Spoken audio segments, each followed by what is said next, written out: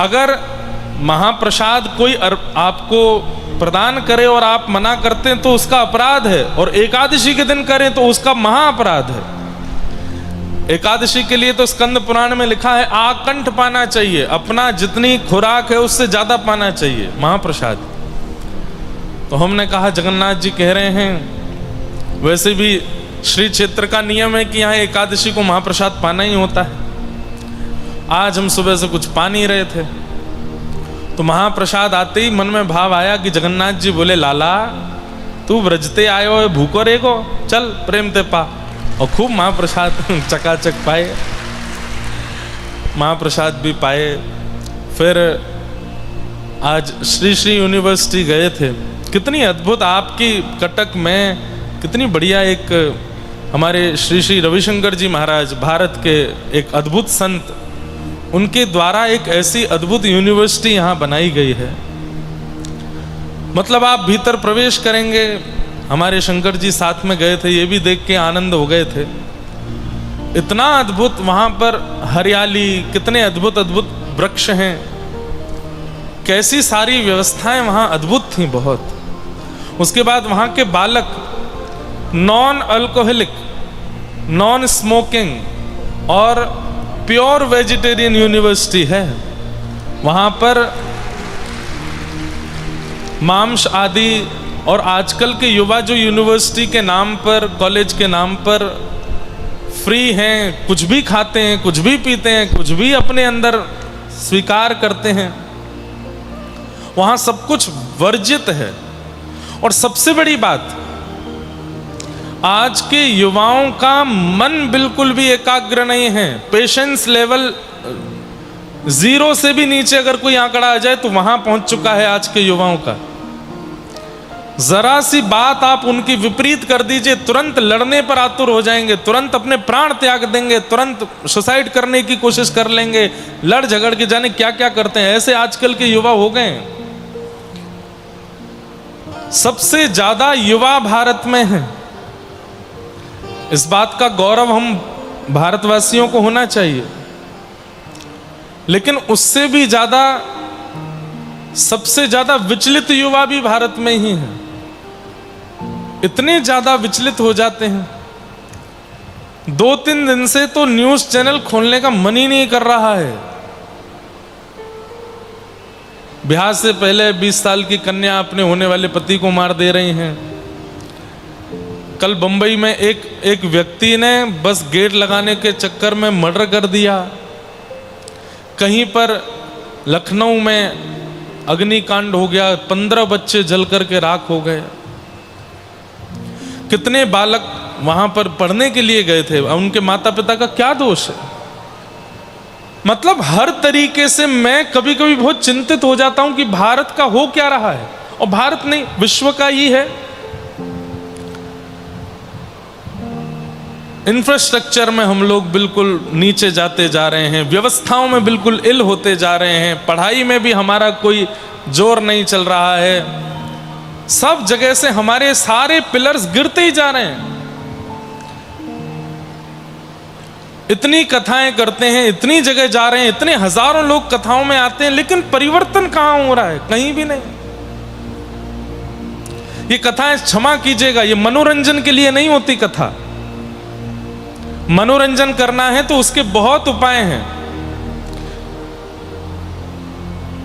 बुरा नहीं मानिएगा, कई मेरे पास में वीडियोस आए, कई लोग वीडियोस ऐसा बना के डाल रहे थे कि कटक में भी और भी कई कथा होती है कि हम क्लब में क्यों जाएं, हम तो इंद्र जी की कथा में जाएंगे। आप क्लब को और कथा को एक दूसरे से कंपेयर कैसे कर सकते हो? यह कंपैरिजन हो सकता है? आप कांच को और हीरे का कंपैरिजन कर सकते हो? अरे वो विषय वस्तु है, वो नाश की वस्तु है, ये उद्धार की वस्तु है। इन दोनों का कंपैरिजन कैसे? आप रोटी पराठे का कंपैरिजन कर सकते हो, पूड़ी रोटी का कंपैरिजन कर सकते हो, लेकिन रोटी और डोसा का कंपैरिजन थोड़ी होता है। कथा मनोरंजन का विषय नहीं है, कथा मनोमंथन का विषय है। कथा चिंतन का विषय है, कथा निरुध्यासन का विषय है। लेकिन क्योंकि हम मनोमंथन करते नहीं है, निरुध्यासन करते नहीं है, इसलिए कथा सुनने के बाद भी हम बदल नहीं पाते हैं, वैसे ही रहते हैं। बहुत विचित्रता आती जा रही है समाज में, संसार में। ऐसी विचित्र परिस्थिति में ऐसी यूनिवर्सिटी बनाना ये कोई सामान्य बात नहीं। वहां के बच्चों को जब मैं देख रहा था, उनके चेहरे पर एक अलग नूर था। कहीं यूनिवर्सिटी में बच्चे चार्टर्ड अकाउंटेंट होते होंगे, कहीं पर डॉक्टर होते होंगे, कहीं पर इंजीनियर होते होंगे, वहां के बच्चे पॉजिटिव थे और कुछ था कि नहीं, पर उनके अंदर पॉजिटिविटी थी, उनके अंदर सकारात्मकता थी। क्यों? एडमिशन होते ही ध्यान कराया जाता है, एडमिशन होते ही योगा कराया जाता है, तामसिक वस्तुओं से दूर रखा जाता है, non alcoholic, non smoking zone रखा जाता है, पर्यावरण के बीच में रखा जाता है। इन सब व्यवस्थाओं का ध्यान रखा जा रहा है, इसलिए अभी नहीं करो। वहां बालकों में वो योग्यता दिख रही थी। ऐसी यूनिवर्सिटी सब जगह होनी चाहिए। हमारे यहां केवल विचार कर लिया जाता है कि बालक कैसे भी डॉक्टर बने, बालक कैसे भी ये बने, बालक कैसे भी ये बने। अरे बालक पहले इंसान तो बने, पहले मानव तो बने। गधा को नहीं बताना पड़ता कि गधा बनो, बंदर को नहीं बताना पड़ता बंदर बनो, गैया को नहीं बताना पड़ता गैया बनो। इंसान को बनाना पड़ता है कि इंसान बन जा भैया, मानव बन जा, तू राक्षस बनता जा रहा है। मुझे बहुत घबराहट होती है आज के बालकों का स्वभाव देख करके। हमें सुनते हैं, हमें फॉलो करते हैं, हमारी बात मानते हैं। कृपा करके केवल सुनने तक सीमित मत रहिए, उसको जीवन में उतारिए। और ये दूषितताओं में बिल्कुल मत पड़िए। पेशेंस लेवल अच्छा कीजिए अपना। कोई बुरा कह दे, कोई कुछ भी कह दे, कितना भी अनर्थ हो जाए जीवन में, अपने जीवन का अंत तो नहीं करना है। ये तो शपथ लेकर के जाइए जगन्नाथ जी के सामने। इस सुसाइड जैसे थॉट आज के बच्चे जो कर लेते हैं, आपको पता है शास्त्र कहते हैं जो व्यक्ति आत्महत्या करता है 2000 वर्ष के लिए प्रेत योनि में जाना पड़ता है उसको। क्यों? क्योंकि वह स्वमृत्यु नहीं मरा है, उसकी मृत्यु निश्चित थी। उसको 80 में, 70 में, 90 में जाना था, लेकिन 35 में ही, 25 में ही अपने प्राण त्याग दिए। किस बात से? छोटी सी बात से। जो चाहते थे वो नहीं हुआ, इसलिए प्राण त्याग देंगे।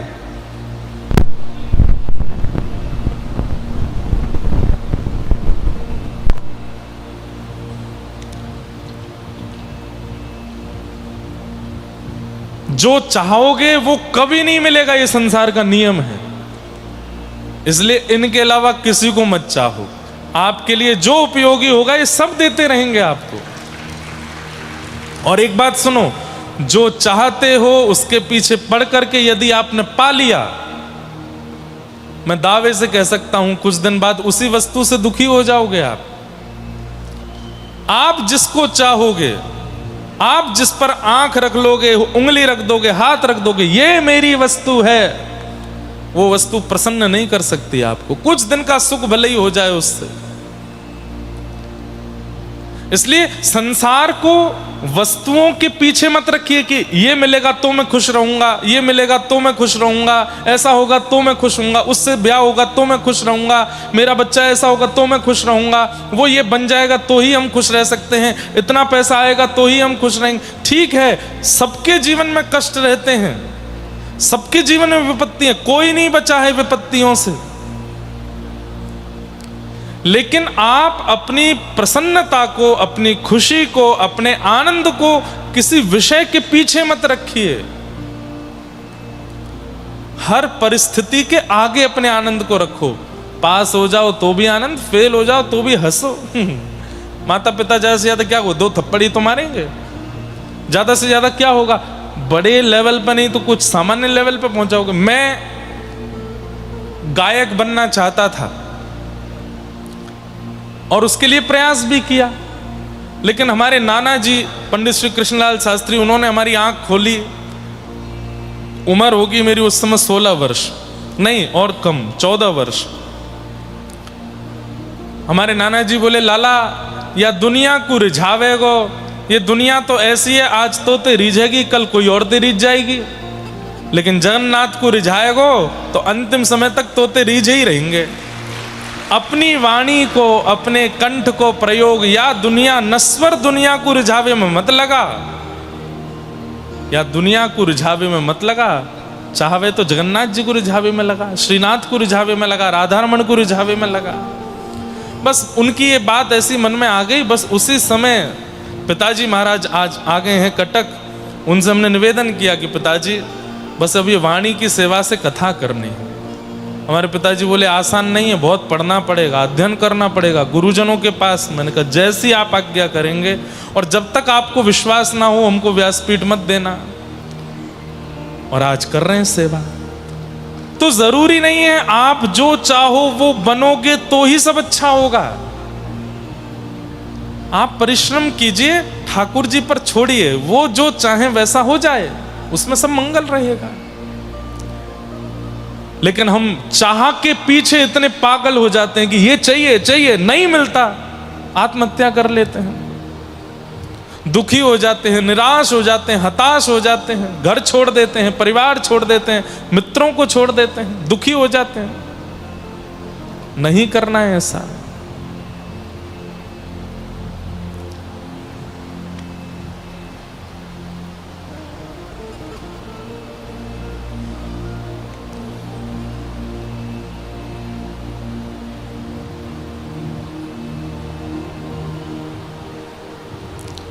इसलिए भैया आज मैं जब वहां यूनिवर्सिटी में गया तो वहां के बच्चों को देख करके मुझे लग रहा था कि प्रसन्नता होना आवश्यक है। कोई डिग्री प्राप्त करना या किसी लेवल पर पहुंचना आवश्यक नहीं होता। प्रसन्न रहें हम जीवन भर, ये आवश्यक ज्यादा है। खुश रहें हम जीवन भर, ये आवश्यक ज्यादा है। और उस प्रसन्नता का, उस आनंद का एक ही स्रोत है, एक ही उद्गम है, और वो है श्रीमद् भागवत की कथा। यहां आया कीजिए, सुना कीजिए। मुझे पता है आपको 2 ढाई 3 घंटे कथा होती, बहुत अच्छा लगता है, पर यहां से जाने के बाद आप पहले जैसे ही हो जाते हो, तो आप कहीं ना कहीं कथा को न्याय नहीं दे रहे हो। थोड़ा परिवर्तन किया कीजिए, अपने आप को बदलिए, अपने विचार, व्यवहार, स्वभाव में परिवर्तन लाइए। थोड़ा कम बोलना शुरू कीजिए, मौन रहना शुरू कीजिए, चिंतन करना शुरू कीजिए, अपने व्यवहार में प्रसन्नता लेकर के आओ। अभी आज मुझे कई सारे पत्र आते हैं मंच पर, पत्र देख करके मैं खुद नेगेटिव हो जाता हूं। अब एक पत्र में एक कोई बहन है, वो बोल रही है कि महाराज जी मेरा छोटा भाई मुझे गालियां देता है, और घर के लोग उसको कुछ नहीं कहते, मुझे समझाते हैं कि तू ऐसे मत किया कर, इसलिए वो बोलता है, वो मेरा अपमान करता है, अपशब्द बोलता है, आदि आदि उसमें बातें लिखी थी। क्यों ऐसा निर्माण हम क्यों कर रहे हैं? कभी कभी लगता है सतयुग, त्रेता, द्वापर, कलयुग में एक एक राक्षस थे, कलयुग में तो हर दूसरे घर में राक्षस है, हर दूसरे घर में एक राक्षस है। भारत जैसे देश में, जगन्नाथ जी के देश में, हमारे द्वारिकाधीश के देश में, बद्रीनाथ भगवान के देश में, शंकराचार्य भगवान के देश में, संतों की भूमि, गौ माता की भूमियों में कैसे कुकर्म होते हैं। गौ हत्या खुलेआम होती है, नारियों के साथ गलत दुष्कर्म होता है, खुले में किसी को भी मार दिया जाता है, किसी के साथ भी कुछ भी कर दिया जाता है। ये भारत तो नहीं था ऐसा। अन्य देश सुधरते जा रहे हैं और हम और बिगड़ते चले जा रहे हैं। क्यों? क्योंकि अपनी संस्कृति और अपनी धरोहर को हम लोग छोड़ रहे हैं। वेस्टर्न की तरफ ज्यादा हमारा रुझान बढ़ता जा रहा है। अपनत्व का त्याग करोगे, सर्वनाश निश्चित है। हम धोती पहनते हैं, बगलबंदी पहनते हैं, पटका पहनते हैं, तिलक लगाते हैं, शिखा रखते हैं, तो लोगों को लगता है कथा करने वाला ही ऐसे रहता है। नहीं, ये भारतवासियों की वेशभूषा है। हम असली भारतवासी हैं, अपनी वेशभूषा में रहते हैं। तिलक लगाने का अधिकार केवल कथा करने वाले पंडित जी, ब्राह्मण लोगों का नहीं है, प्रत्येक व्यक्ति का। माताएं सूने माथे या भाई लोग सूने माथे रहते हैं तो उनका मुख देखने से हमारे पुण्य घट जाते हैं। ये शास्त्र प्रमाण है। दक्षिण भारत में आप चले जाओ, एक व्यक्ति भी आपको सूना माथा नहीं मिलेगा, सबके माथे पर एक तिलक, कुछ एक छोटी बिंदी होगी जरूर। दक्षिण भारत में चले जाओ, हर व्यक्ति धोती ही पहनता है, चाहे खरबपति घर का ब्याह हो रहा हो, धोती पहन के ही ब्याह होता है। हमारे यहाँ तो हमने भी हमारे ब्याह में पहनी, क्योंकि प्रचलन बन गया है। लेकिन धोती ही पहनी थी हमने भी, वो दिख नहीं रही वो बात अलग है। धोती ये हमारी वेशभूषा है, अपनी संस्कार है, अपनी धरोहर है, इनसे जुड़ के रहना चाहिए। ये तो केवल बाह्य आवरण है। विचारों में, संस्कारों में, व्यवहार में हम लोग कितने कितने निर्दयी होते जा रहे हैं। आप लोग एक चीज अनुभव करेंगे, आप स्वयं से पूछिए, आज से 5 वर्ष पहले जितनी दया थी आपके चित्त में आज नहीं है। अब आप पहले जैसे दयावंत नहीं हो, पहले से आपकी दया घट चुकी है। क्यों? कलयुग ये काम करा रहा है आपसे। इसलिए हमारी हाथ जोड़ के प्रार्थना, हम कथा आप लोगों को भीड़ इकट्ठी करने और इतने बड़े बड़े पंडाल लगवाने, आप सबका मनोरंजन करने के लिए नहीं कर रहे हैं। ये जो संसार में चल रही है ना बातें, इनको दबाने के लिए, ऐसा ना हो इसके लिए कथा करते हैं। और वो तभी होगा जब आप परिवर्तन करेंगे। सुनिए, विचार कीजिए, चिंतन कीजिए और परिवर्तन करके अपने घर जाया कीजिए। कथा सुनने आए हैं तो उसको सीख करके जाइए, जो बातें यहां बताई जाती हैं उसको समझ के जाइए।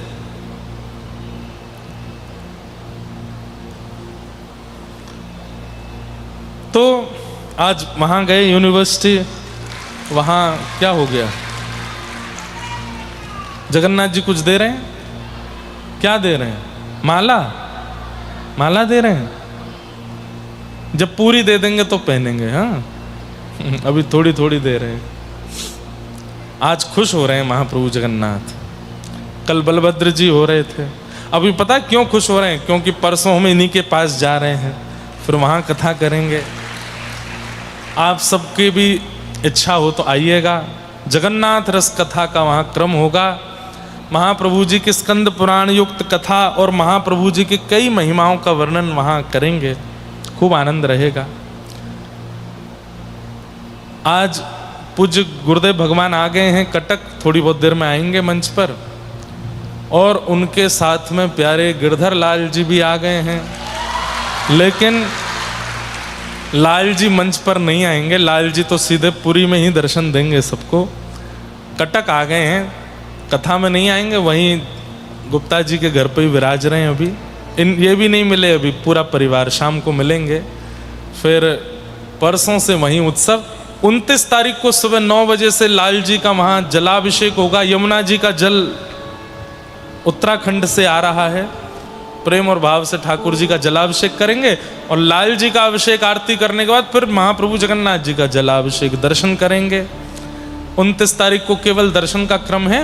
27, 28 और 30 तारीख को कथा का क्रम है सुबह 10 बजे से। तो ऐसी सब क्रिया है। कल की कथा भी 10 बजे से, आप सब लोग समय का ध्यान रखिएगा। कल हमने बड़े प्रेम और भाव से कथा में, अच्छा हम एक बात और बताएं, हम जनवरी में फिर से कटक आ रहे हैं। 3 जनवरी से 9 जनवरी आ रहे हैं। कौन कौन आएगा कथा में? 2029 में 3 जनवरी से 9 जनवरी 2029 में। तो अभी चल रही है 26, इसके बाद आएगी 27, फिर आएगी 28, उसके बाद 29 में आएंगे। तब तक कईयों के तो ब्याह हो जाएंगे, कईयों के बाल बच्चे हो जाएंगे और कान पकड़ के क्षमा प्रार्थी कई हो सकता है भगवत धाम में वैकुंठ में बैठ के कथा सुने। लेकिन ये आनंद रहेगा, खूब सुख आएगा। कल हम लोग श्री गिरिराज लीला का श्रवण कर रहे थे। गोवर्धन लीला बड़ी जल्दी जल्दी हमने कह दी थी, आज उसके विस्तार से रास की कथा तक चलेंगे। हाँ हाँ, अरे हाँ, ये तो हम भूल ही गए। आज कथा में भी रुक्मणी मनोरथ है, आज रुक्मणी विवाह का क्रम होगा, और आज जगन्नाथपुरी में भी रुक्मणी मंगल है, ठाकुर जी का विवाह है आज। ये भी कोइंसिडेंस है कि कथा में भी जिस दिन रुक्मणी विवाह है उसी दिन महाप्रभु जगन्नाथ जी के यहाँ भी ठाकुर जी का श्रीदेवी के साथ रुक्मणी विवाह होगा। आज बता रहे थे सब भाईना वगैरह कि ठाकुर जी को पत्र लिखा गया है, ठाकुर जी पत्र लेंगे, फिर उसके बाद रुक्मणी जी का हरण करेंगे, फिर बीच में रुक्मी आकर के भगवान से युद्ध करेगा, तो बलराम जी आकर के फिर युद्ध शांत कराएंगे, उसके बाद ठाकुर जी का विवाह होगा। ये सब मंगलमय उत्सव आज जगन्नाथपुरी में भी चल रहे हैं। ये कोई पूर्व से सोच के देख करके विचार करके क्रम नहीं रखा, ये अपने आप हुआ है कि आज भी रुक्मणी मंगल है और वहां पर भी रुक्मणी मंगल है। पर हम रास की कथा तक पहुंच जाएं समय से तो रुक्मणी मंगल करेंगे, नहीं तो रास का ही आनंद आज करेंगे कथा में, जहां तक पहुंचे ठाकुर जी की इच्छा। ठाकुर जी सब ब्रजवासियों को लेकर के श्री गिरिराज पूजन के लिए गए हैं। क्यों? इंद्र पूजा क्यों बंद कराई भगवान ने? बंधुओं, हमारी बहुत चिंता रहती है इनको, हमारे पैसे गलत खर्च होते हैं, हम गलत स्थान पर जाकर के सिर नवाते हैं, अपना समय गलत स्थानों पर व्यय करते हैं। ठाकुर जी को बड़ी चिंता होती है। क्यों? इनको पता है ना कि मेरा अंत कब होना है, आपका अंत कब होना है, तो हमारा टाइम ठाकुर जी देखते रहते हैं। अरे इसके बेचारे के इतने दिन रह गए और ये देखो कहाँ भटक रहा है, किसके पास जा रहा है, अरे मेरी शरण में आ जा, मेरे पास आ जा, मेरे पास आएगा तो मैं सब मंगल कर दूंगा, सब आनंदित कर दूंगा। अच्छा, कई लोगों के, पढ़े लिखे लोगों के प्रश्न होते हैं, भगवान को इतनी ज्यादा इनसिक्योरिटी क्यों है कि हम उनके पास जाएं, कहीं और ना जाएं? इनसिक्योरिटी नहीं है, वो प्रोटेक्टिव हैं आपके लिए। और कलयुग में ठाकुर जी ने एक नियम रखा है कि मैं परमात्मा होते हुए तुम्हारे पास नहीं आऊंगा, तुमको आना पड़ेगा। आओगे तो ही कृपा होगी, आओगे तो ही मंगल होगा। अरे कलयुग में ये बहुत बड़ी छूट है, नहीं तो सतयुग त्रेता द्वापर में हजार वर्ष तक तपस्या करते रहते हैं लोग, ठाकुर जी नहीं मिलते। लेकिन ये कलयुग की बहुत बड़ी योग्यता है कि यहाँ बड़े सहज में जगन्नाथ जी, बड़े सहज में द्वारिकाधीश, बड़े सहज में श्री वृंदावन बिहारी लाल दर्शन दे देते हैं। बस उनके पास जाना है, उनका नाम ध्याना है, उनका नाम करना है। क्यों? ठाकुर जी को क्यों आवश्यक लगता है कि हम उनका नाम गावें? क्योंकि कलिकाल में लोग तपस्या नहीं करते। सतयुग त्रेता द्वापर तीनों युगों की आप कथा सुनेंगे, राक्षस भी तपस्या करते हैं। रावण ने भी तपस्या की, हिरण्यकश्यप ने भी तपस्या की, कंस ने भी तपस्या की, लेकिन कलयुग में कोई तप नहीं करता।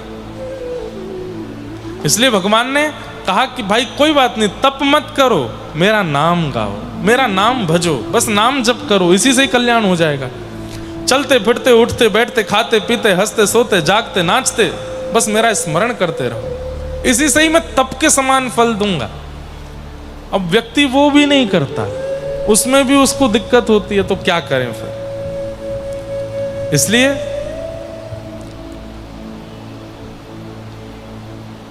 चलत कृष्ण, उठत कृष्ण, फिरत कृष्ण, बोलत कृष्ण, हर समय कृष्ण कृष्ण कृष्ण कृष्ण भजते रहो। श्री राधा श्री राधा श्री राधा भजते रहो। जगन्नाथ जगन्नाथ जगन्नाथ जगन्नाथ जगन्नाथ भजते रहो। वृंदावन वृंदावन वृंदावन वृंदावन वृंदावन भजते रहो। इसी से ही कल्याण होगा। आप कर्म कीजिए, परिश्रम कीजिए, धन कमाइए, व्यापार कीजिए, लेकिन ठाकुर जी का स्मरण 24 घंटे करते ही रहो। उसी से ही कलिकाल में उद्धार हो सकता है। इसलिए कलिकाल का ये नियम है कि यहां भजन करना पड़ेगा ठाकुर जी का। इसलिए ठाकुर जी कहते हैं कि मेरा नाम भजो, मेरा नाम ध्याओ। अब ब्रजवासियों को ठाकुर जी मिल गए, लेकिन ब्रजवासी कहाँ जाते हैं? इंद्र के पास। तब ठाकुर जी ने विचार करी, मैं कहूँगा मुझे प्रणाम करो तो एक भी नहीं करेगो, ये मुझको भगवान ही ना माने, तो मैं अपने जैसो ही एक स्वरूप प्रकट कर दूं, वासे ये मेरो भजन करनो प्रारंभ कर देंगे। तब ठाकुर जी गिरिराज जी लेकर के गए और वहां 4 भुजा धारण करके ठाकुर जी ही श्री गोवर्धन नाथ के रूप में प्रकट है गए। बोलो गोवर्धन नाथ की। सब ब्रजवासियों ने प्रणाम किया। सब ब्रजवासी कहें, लाला बिल्कुल तेरे जैसा ही है, तेरे अगर 2 हाथ और लगाए दिए जाएं तो ऐसा लगेगा तू ही गोवर्धन नाथ है का। एक रूप सो गिरिवर पूजे, एक रूप सो गिरिवर पूजे, एक रूप पुजवाई, एक रूप पुजवाई, यह लीला सब करत कन्हाई, यह लीला सब करत कन्हाई। आप ही सेवक, आप ही सेवक, आप ही पुजारी और आप ही देवता। आज ठाकुर जी पुजारी भी बन गए हैं और देवता भी बन गए हैं। ठाकुर जी नंद बाबा यशोदा मैया सबके साथ में गिरिराज पर्वत के ऊपर गए और अपने हाथ से गिरिराज जी को तिलक कर रहे हैं, अपने हाथ से ठाकुर जी को भोग लगा रहे हैं, अपने हाथ से बलैया ले रहे हैं, अपने हाथ से आरती कर रहे हैं और अपने ही रूप को ठाकुर जी प्रणाम कर रहे हैं। दूर खड़ी हुई किशोरी जी इस दृश्य को देख करके कहती हैं, यह लीला सब करत कनाई, एक रूप सो गिरिधर पूजे, एक रूप पुजवाई। देख रही सखी, दोनों कृष्ण ही हैं, लेकिन लीला देखो इनकी। कभी अनेक चित्र देखे हैं, सेवक जगन्नाथ जी की पूजा कर रहे हैं, ब्रह्मा जी जगन्नाथ जी की पूजा कर रहे हैं, महालक्ष्मी जगन्नाथ जी का अर्चना कर रही हैं, गरुण जी कर रहे हैं, पर कभी देखा जगन्नाथ जी की पूजा कर रहे हैं? ऐसा कोई चित्र देखा? जगन्नाथ जी की आरती कर रहे हैं, कभी ऐसा चित्र देखा? हमारे व्रज में ये घटना घटी, श्री कृष्ण गोवर्धन नाथ जी की आरती कर रहे हैं। इंद्र को पता चली, इंद्र ने मेघ मालाओं को आज्ञा कर दी, मेरी पूजा बंद की ब्रजवासियों ने। बंधुओं देखो, ये अंतर है परमात्मा में और देवता में। क्या? इतनी इतनी बात पर नाराज हो जाएं वो देवता, और आपके इतने बड़े पाप को भी नजरअंदाज कर दे वो परमात्मा। केवल इंद्र की पूजा बंद करके गिरिराज जी की पूजा प्रारंभ की ब्रजवासियों ने। इंद्र ने कोपायमान होकर के मेघमालाओं को आज्ञा कर दी, बरस जाओ, ऐसा बरसो कि पूरा ब्रजमंडल डूब जाए। हजारों वर्षों से ब्रजवासी पूजा करते आ रहे थे, वो 1000 वर्ष की पूजा भूल गया एक बार में। ठाकुर जी ऐसे नहीं। गड़गड़ करके बादलों ने जब गरजना प्रारंभ किया और मूसलाधार बारिश जब ब्रजमंडल पर गिरने लगी, सब ब्रजवासी बोले, हम तो पहले ही मना कर रहे, इंद्र की पूजा बंद मत करो, और या कन्हैया ने हमारी बात लगन नहीं दी। अब देख लो, है क्यों ना नाराज कन्हैया। ठाकुर जी बोले, अविश्वास मत करो। जब किसी की शरणागति लेते हो तो पूर्ण विश्वास रखो, उसके बाद परिस्थिति कैसी भी बन जाए अविश्वास मत लाओ। कई बार कई लोगों के साथ ऐसा होता है, वृंदावन गए, अब वृंदावन से जब लौट रहे थे तो पर्स चोरी हो गया, तो पूरा दोष क्या दे दिया? बोले धाम को। अरे वृंदावन गए थे, हमारा तो ये हो गया। कोई परिवार गंगा जी गया तो गंगा जी स्नान करते करते बूढ़ी माता जी डूब गई, गंगा जी को दोष दे रहे हैं। केदारनाथ गए, कोई दुर्घटना देख ली तो केदारनाथ जी को दोष, उनको दोष मत दीजिए, वो स्थान धाम अपने रूप में व्यवस्थित है। कैसी भी परिस्थिति प्रकट हो जाए अविश्वास नहीं लाना है ठाकुर जी के प्रति। ब्रजवासियों के ऊपर मूसलाधार बारिश गिरने लगी, जब अविश्वास होने लगा ब्रजवासियों को, ठाकुर जी बोले, भक्ति में सबसे बड़ी बाधा अविश्वास। हमारी कमाई अच्छी चल रही है, हमारे बच्चे अच्छे चल रहे हैं, हमारे दिन अच्छे जा रहे हैं, तो ठाकुर जी बढ़िया हैं। और जैसे ही सब डगमगाने लगा तो फिर देवता बदल दे क्या, पंडित जी कोई और पूजा बता दीजिए, कोई और यज्ञ बता दीजिए। अब देवी सुन नहीं रही है हमारी, अब कोई महादेव की पूजा बताओ, महादेव भी नहीं सुन रहे हैं, कोई और देवता की पूजा बताओ, कुछ तो बताओ। ये अविश्वास अच्छा नहीं है। एक ही के रहिए, चाहे आपकी स्थिति अच्छी हो चाहे बुरी, एक ही के रहिए।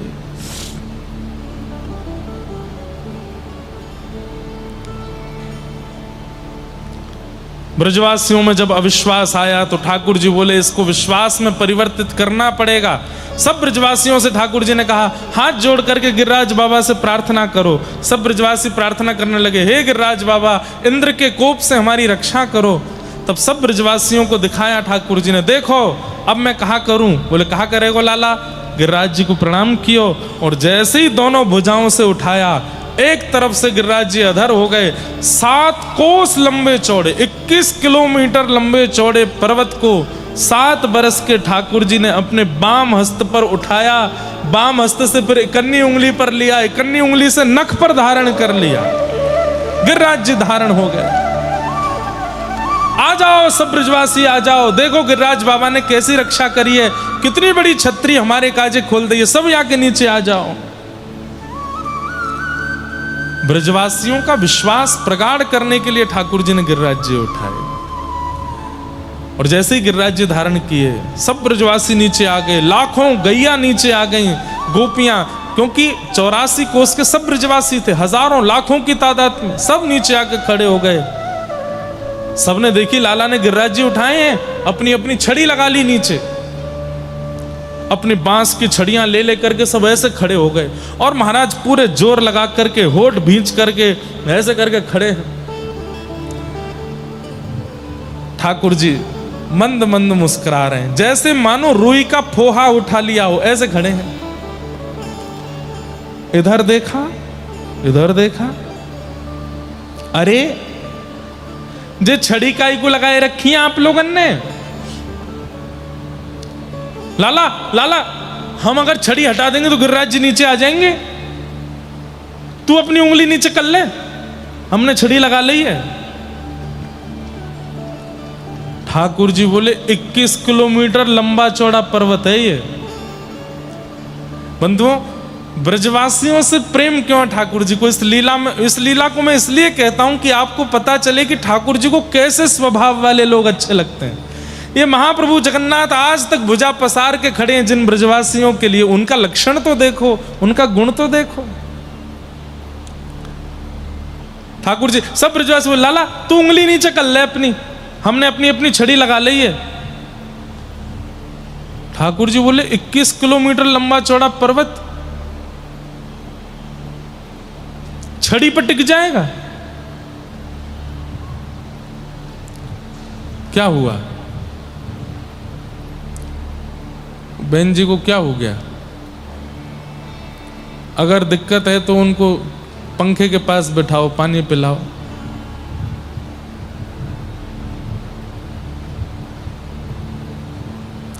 बस आप बाकी सब बैठ जाओ। वो कथा के भाव में हैं, वो वैसे उनको कुछ विचलितता नहीं हो रही। पानी पीना है, पानी नहीं पिया, ओहो जल पिलाओ। महाप्रभु जी के सामने तो पीना पड़ेगा आपको, नहीं तो अपराध लगेगा, पिलाओ इनको। अब व्यासपीठ की आज्ञा होगी, अब तो और पीना पड़ेगा, जितनी प्यास हो उससे ज्यादा पियो, पी लो। हाँ बस जय, बैठ जाओ, सब लोग बैठो। क्या बता रहा था मैं, कहाँ थे हम? हाँ, सब ब्रजवासियों ने छड़ी लगा ली। लाला तू अपनी उंगली नीचे कर ले, हमने छड़ी लगाई ली है।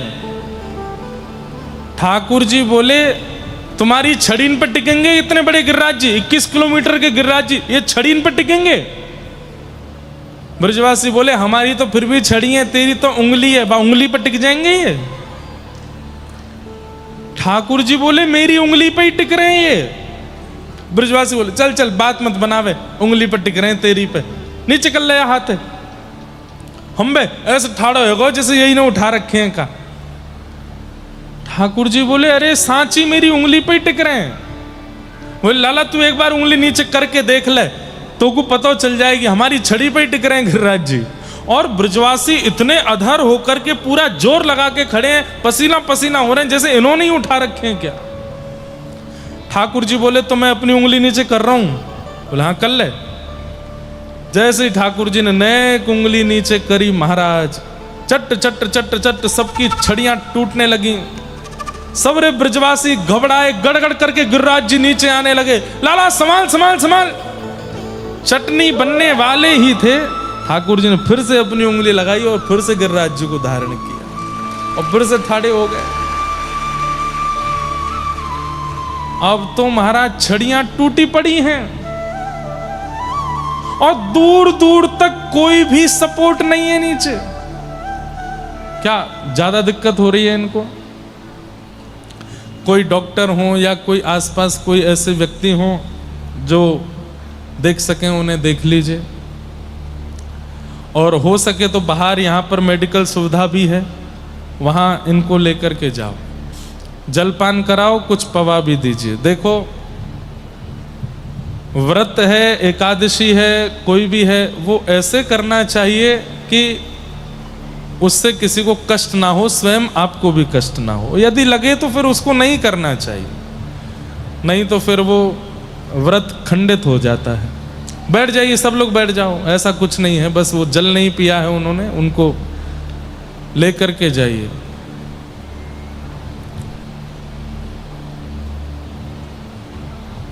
हो नख पे धार लियो गिरिराज नाम, गिरधारी पायो है।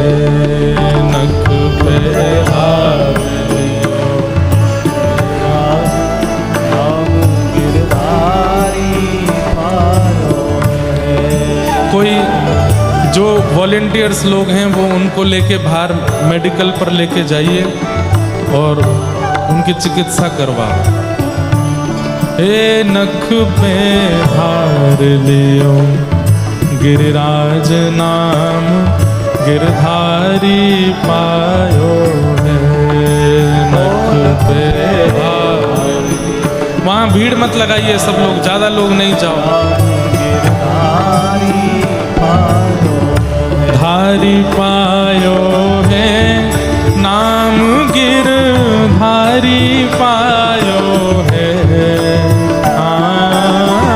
धारी पायो है नाम, गिरधारी पायो है।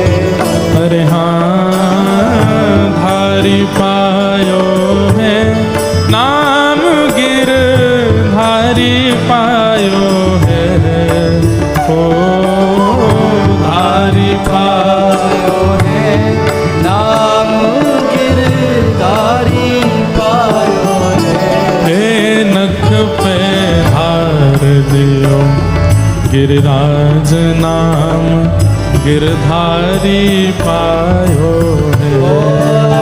नख पे हार दियो गिरिराज नाम, गिरधारी पायो है। हे लग रही आस करूं ब्रजवास तलहटी, गोवर्धन की मैं लग रही आस करूं। ब्रजवास तलहटी, गोवर्धन की मैं।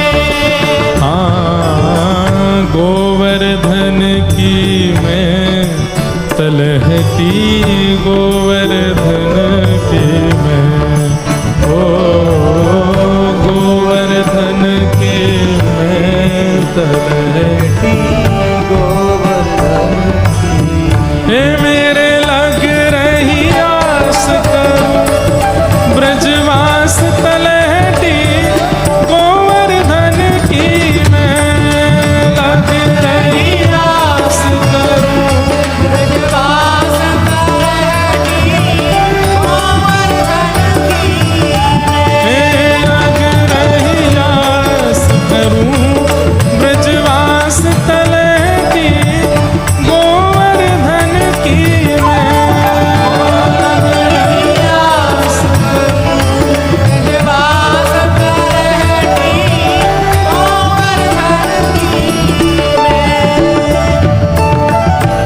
भजन करूं। जब वहाँ सब ठीक हो जाएगा तो ही कथा आगे बढ़ेगी, इसलिए या तो उनको मेडिकल चेकअप करवाइए या यहीं जल आदि दीजिए, सब लोग बैठ जाएंगे तभी कथा आगे बढ़ेगी।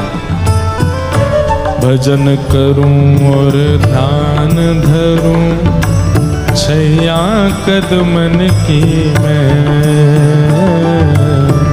भजन करूं और ध्यान धरूं, छैया कदमन की मैं। अभिलाषी प्यासी रहे अखियां, हरि दर्शन की मैं हो। अभिलाषी प्यासी रहे अखियां, हरि दर्शन की। मेरे लग रही आस करूं, ब्रजवास तलहटी गोवर्धन की मैं।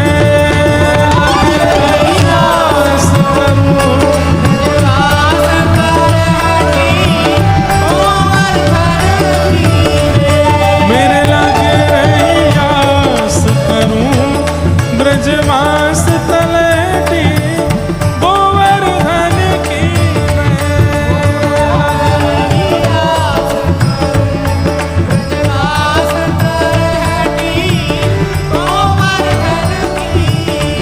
गोवर्धन की मैं तलहटी, गोवर्धन की मैं हो। गोवर्धन की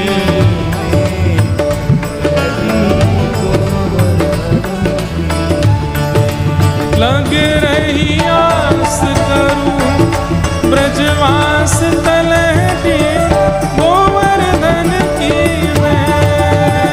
लग रही आस, ब्रजवास तलहटी गोवर्धन की।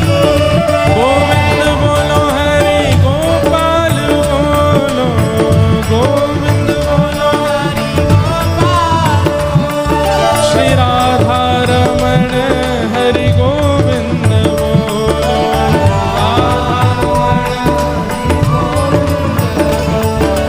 गोविंद बोलो हरि गोपाल बोलो, गोविंद बोलो हरि गोपाल बोलो। गोविंद बोलो हरि गोपाल बोलो, गोविंद बोलो हरि गोपाल बोलो। श्री राधा रमण हरि गोविंद बोलो,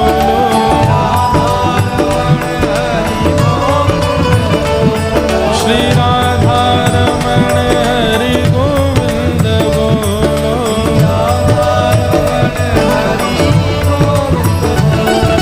गोविंद बोलो हरि गोपाल बोलो,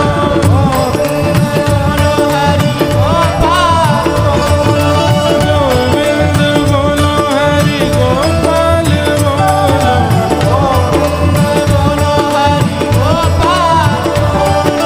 राधा रमण हरि गोविंद बोलो,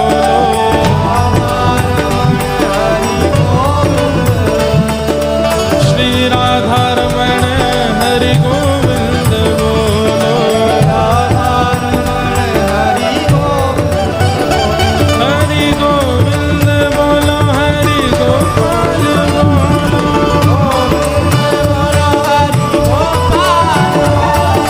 गोविंद बोलो हरि गोपाल बोलो।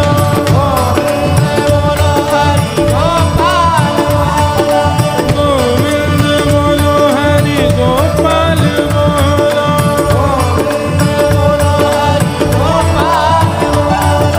गोविंद बोलो हरि गोपाल बोलो।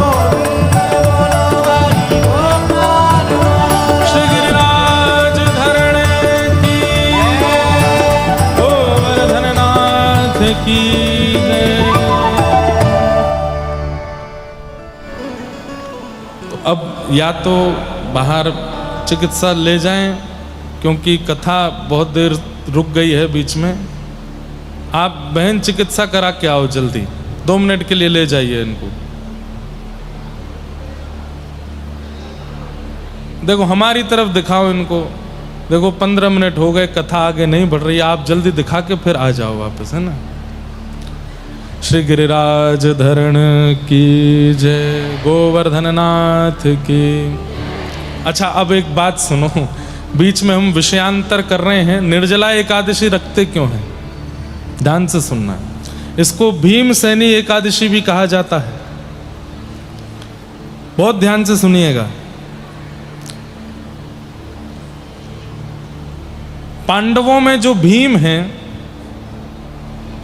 एक दिन उन्होंने ठाकुर जी से कहा, भगवान श्री द्वारिकाधीश से, कि नाथ यदि कोई व्यक्ति एकादशी व्रत नहीं करता है तो क्या होता है। तो ठाकुर जी बोले, उस दिन अन्न में पाप का वास होता है। जो व्यक्ति एकादशी व्रत नहीं करता, एकादशी व्रत न करने में 2 चीजों का त्याग करना चाहिए, अन्न और शब्द। मतलब एकादशी के दिन मौन रहो और अन्न मत खाओ, बाकी फलाहार तो कर ही सकते हैं। लेकिन जो ये विशेष आज निर्जला एकादशी, इस दिन अन्न भी नहीं खाते लोग, जल भी नहीं पीते, ऐसा क्यों, इसके पीछे ये कथा है, ध्यान से सुनो। तो सब लोग इधर देखो, इधर देखो, इधर देखो।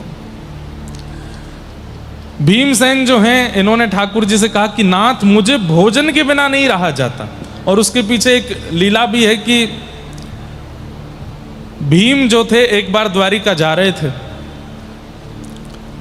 तो भगवान ने पूरी द्वारिका नगरी में सब अपनी 16,108 पटरानियों को, सारे जितने भी रसोई घर में भोजन बनाने वाले सेवक थे, सबको आज्ञा कर दी, बोले भीमसेन आ रहे हैं, अद्भुत भोजन बनाओ।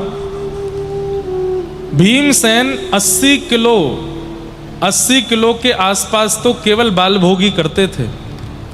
बाल भोग जानते हैं, ब्रेकफास्ट, सुबह सुबह उठते ही कम से कम 80 किलो का उनको भोजन चाहिए। तो कहते हैं कि भीमसेन अकेले एक तरफ और पूरी पांडवों की सेना अकेली एक तरफ, इतना भोजन करते थे, भूखा नहीं रह सकते थे। महाभारत युद्ध के बीच में भी उनकी अलग से व्यवस्था थी भोजन करने की, भोजन करते थे भीमसेन।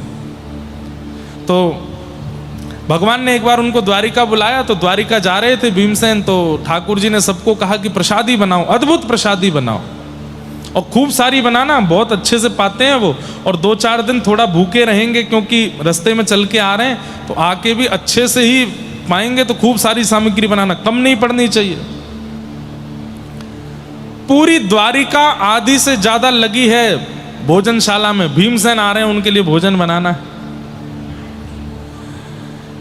लेकिन जैसे ही भीमसेन द्वारिका पहुंचे, तो ठाकुर जी ने, हमारे जगन्नाथ जी कब कहां क्या कर दें कुछ पता नहीं चलता है इनका।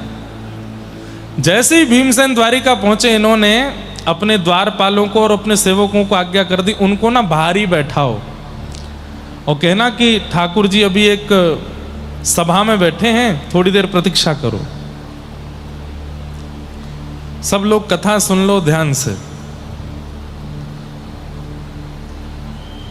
अपने सेवकों को, द्वारपालों को कहा कि भीमसेन को बाहर ही बैठा देना और उनसे कह देना कि अभी ठाकुर जी थोड़े व्यस्त हैं, थोड़ी देर में मिलेंगे आपसे। बहुत खाने वाले व्यक्ति के अंदर क्रोध भी बहुत रहता है, और बहुत खाने वाले व्यक्ति को जब भूख लगती है, भोजन नहीं मिलता, तो भी वो बहुत क्रोधी हो जाता है, चिड़चिड़ा हो जाता है। तो भीमसेन वैसे ही भूखे प्यासे पहुंचे थे द्वारिका में, खूब अच्छा स्वागत हुआ। लेकिन जैसे ही द्वारिकाधीश के सुंदर महल में पहुंचे, द्वारपालों ने कहा आप यहीं बैठ जाओ। तो भीमसेन बोले, हर बार तो हमको अंदर तक ले जाया जाता है, आज यहीं क्यों बैठा रहे हैं? ठाकुर जी की एक सभा चल रही है, कहीं बैठे हैं, थोड़ी देर आपको प्रतीक्षा करने के लिए कहा है। तो भीमसेन थोड़ी देर बैठे रहे, बहुत देर हो गई। उसके बाद द्वारपालों ने भीतर जाके कहा कि ठाकुर जी अब ले आए। कुछ कर नहीं रहे ठाकुर जी, खाली बैठे हैं। बोले नहीं नहीं, थोड़ी देर और बैठने दो। क्यों? ताकि इनको क्रोध आवे, क्रोध में आकर के गालियां देने लगेंगे, तब इनको भोजन कराऊंगा। अद्भुत लीला है ठाकुर जी की। रुक्मणी जी ने पूछा ऐसा कर क्यों रहे हो? बोले स्तुति सुनते सुनते कान पक गए हैं, थोड़ी गाली सुनने का मन हो रहा है हमारा, भीमसेन से गाली सुनेंगे। भीमसेन जी थोड़ी देर और बैठे रहे और बोले कितनी देर और है भैया? अच्छा भगवान कृष्ण भीमसेन के मामा वो भाई लगते हैं और बड़े हैं, भीमसेन अपने आप को बड़ा मानते हैं। तो भीम जी बोले कितनी देर और है? बोले हम पूछ के आते हैं। भीतर जाके पूछा तो ठाकुर जी बोले बोलो अभी थोड़ा और समय लगेगा। ठाकुर जी सभा में बैठे बैठे व्यस्त हो गए थे, थोड़े थक गए तो सो गए हैं, ऐसा बोल दो। बाहर आकर के सैनिकों ने बोल दिया, बोले भगवान बहुत थक गए थे तो सो गए हैं। भीमसेन ऐसे कैसे? उनको पता नहीं था कि मैं आया हूं? नहीं पता तो था, पता था फिर तो कन्हैया नहीं सो सकता। उसको पता है कि भीम आया है तो वो सो ही नहीं सकता। तुम झूठ बोल रहे हो। नहीं भगवान वो सो गए हैं, थोड़ी देर आराम कर रहे हैं, आप थोड़ी देर और बैठिए। भीमसेन को भूख लगी, क्रोध में महाराज ऐसे हिले कभी ऐसे हिले, अभी तक तो कुछ नहीं बोले। बनता है अपने आप में भगवान, अपने लिए होगा द्वारिकाधीश, हमारा तो भाई है, हम तो अधिकार जमा सकते हैं, इतना ही बोले। तो भीमसेन जी ने फिर से द्वारपालों को बोला क्या बोल रहे हैं? बोले अभी तो कह रहे हैं कि बनता अपने आप में द्वारिकाधीश, भगवान बना बैठा है। ये गाली दी कि नहीं दी? बोले गाली नहीं दी अभी। बोले क्या करें, वो तो बहुत क्रोध में, थोड़ी बहुत देर और बैठाया तो हम लोगों को ही मार देंगे, वो अपनी मुष्टिक पहना रहे हैं बहुत देर से। तो ठाकुर जी बोले जाके बोल दो, बोले ठाकुर जी अभी भोजन कर रहे हैं, बाद में मिलेंगे। द्वारपाल बेचारे कांपते कांपते आए बाहर, भीमसेन की आंखें चढ़ी हैं, कितनी देर और? ठाकुर जी अभी भोजन। क्या कहा? भोजन कर रहा है कृष्ण और हम यहां बाहर बैठे, वो भोजन कर रहा है भीतर। अब तो लगे महाराज भीमसेन ने गालियां देना शुरू किया। हमको भुक्कड़ कहते हैं, खुद भुक्कड़ है, यहां मेहमान आया है और उसकी प्रतीक्षा नहीं की, भोजन कर रहा है भीतर बैठ करके। और जब गालियां देनी शुरू की, रुक्मणी आदि सब दौड़ी दौड़ी गई, कौन है इतनी तेज तेज गालियां दे रहे हैं, कौन है? बोले भीमसेन है। क्या कर रहे हो आप? बोले गाली सुनने का मन हो रहा है हमारा। जब भीमसेन बिल्कुल लाल पड़ गए ऊपर से नीचे तक, धीमे से ठाकुर जी मुस्कुराते हुए बाहर आए। भैया कैसे हैं आप? मेरी नजरों के सामने मत आना, मैं देख लूंगा। अरे क्रोधित क्यों होते हैं आप? सोच आप आओ और मैं भोजन कर लूं, ऐसा हो सकता है?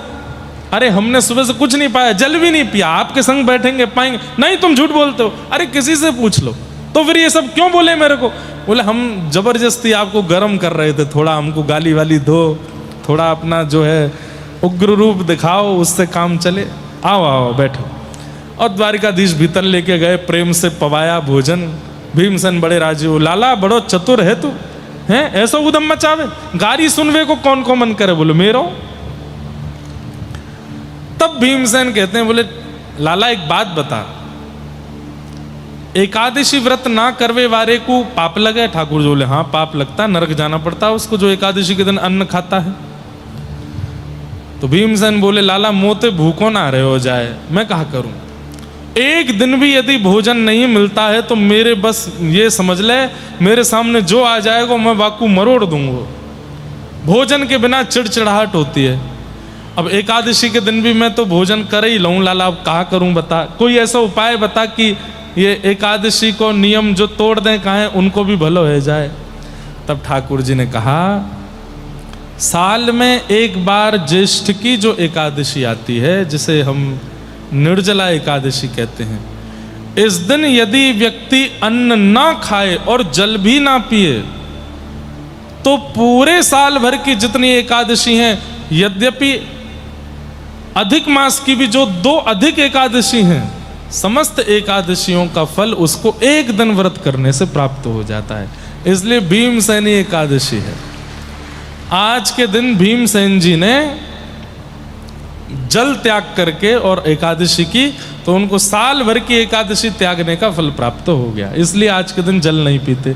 पूर्व की एकादशियों में हमसे कोई अपराध बन गया हो, गलती से हमने अन्न खा लिया हो, बीमार थे इसलिए पा लिया हो, सफर में थे इसलिए खा लिया हो, या फिर आज तक हमको पता ही नहीं था, हम अन्न खाते ही आ रहे थे लेकिन अब जाके पता चला, तो क्या करें? निर्जला एकादशी को जल त्याग करके भोजन न करते हुए अगर दिन यापन किया जाए तो संपूर्ण एकादशी का फल मिलता है। पर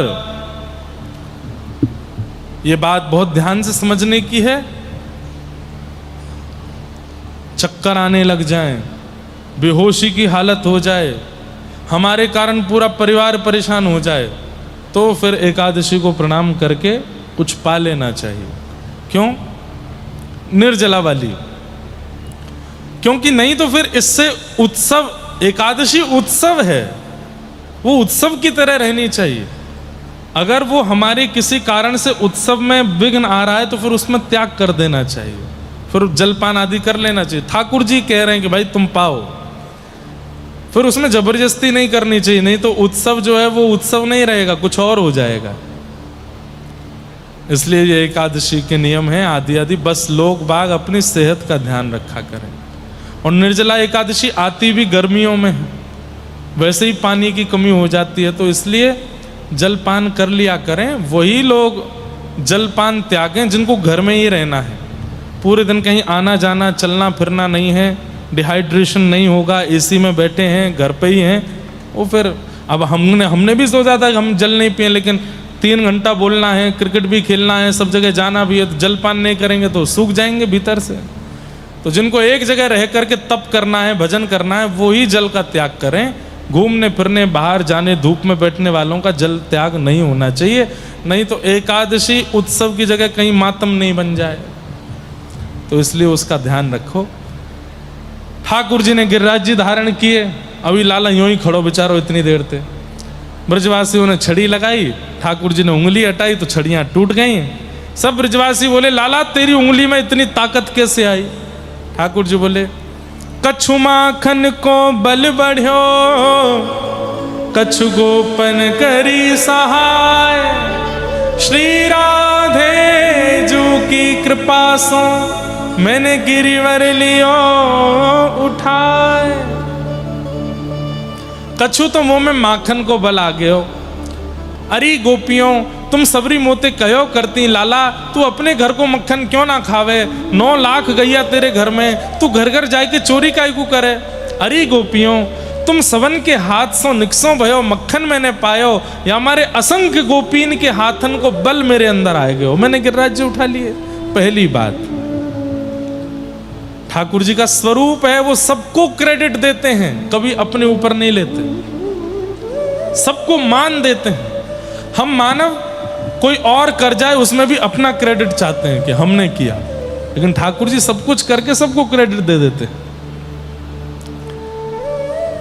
व्यक्ति कुछ अच्छा करके जब अभिमान में खड़ा होता है मैंने किया, ठाकुर जी कहते हैं अच्छा तैने किया?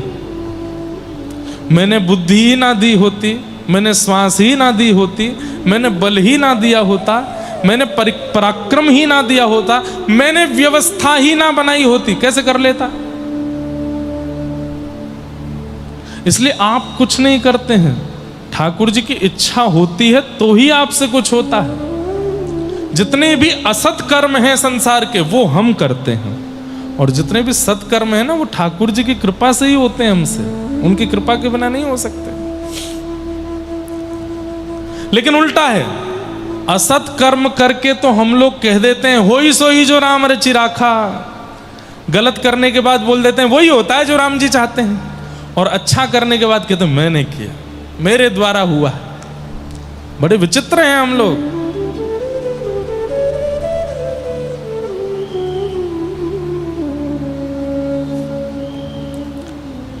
कर्म प्रधान विश्व रचि राखा, जो जस करहि तो तस फल चाखा। ये चौपाई अनर्थ हो जाएगी अगर हम इसी बात पर टिके रहें कि सब कुछ ठाकुर जी करा रहे हैं। हाँ, जो भी सद हो रहा है वो ठाकुर जी करा। देखो इस बात को थोड़ा और समझो, तार में करंट आ रहा है, अब उस करंट से या तो बिजली का बल्ब जला लो, या तो मोटर चला लो, या फिर एसी चला लो, या फिर कोई पानी में नहा रहा हो वहां पर डाल दो, आपके ऊपर है। ठाकुर जी तो आपको पूरा पूरा करंट देते हैं, आपकी आंखों को देखने का, कानों को सुनने का, बुद्धि से सोचने का, मन से करने का, हाथ से क्रियाओं का, पैर से चलने का। अब उससे करना क्या है ये आपके ऊपर निर्भर होता है। आंखें देखने के लिए मिली हैं, लेकिन किसी को ताड़ रहे हो, गंदी नजरों से देख रहे हो, तो फिर अनर्थ तो आपका ही होगा ना। जीभ बोलने के लिए मिली है, भगवत सेवा करने के लिए मिली है, लेकिन उस जीभ से अनर्गल भाषाएं बोल रहे हो, गालियां दे रहे हो, उल्टा सीधा कर्म कर रहे हो, तो फिर भोगना तो पड़ेगा ना।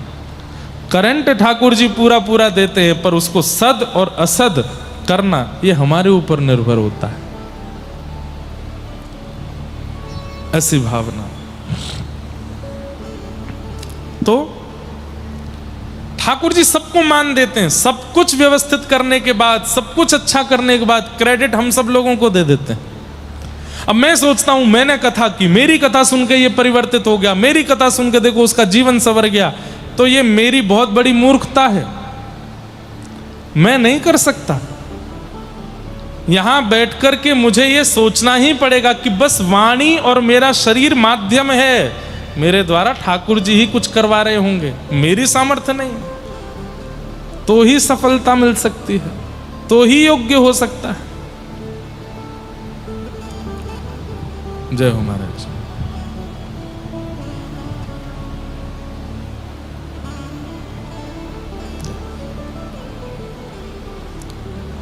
तो ठाकुर जी सबको मान देते हैं, उस पर अभिमान मत करो। आप कुछ नहीं करते, वो ही कराते हैं। करते हो तुम कन्हैया, मेरा नाम हो रहा है, मेरा आपकी कृपा से सब काम हो रहा है। पतवार के बिना ही मेरी नाव चल रही है, हैरान है जमाना, मंजिल भी मिल रही है, करता नहीं हूँ कुछ भी, ये कमाल हो रहा है। क्यों? करते हो तुम कन्हैया, मेरा नाम हो रहा है, मेरा आपकी कृपा से सब काम हो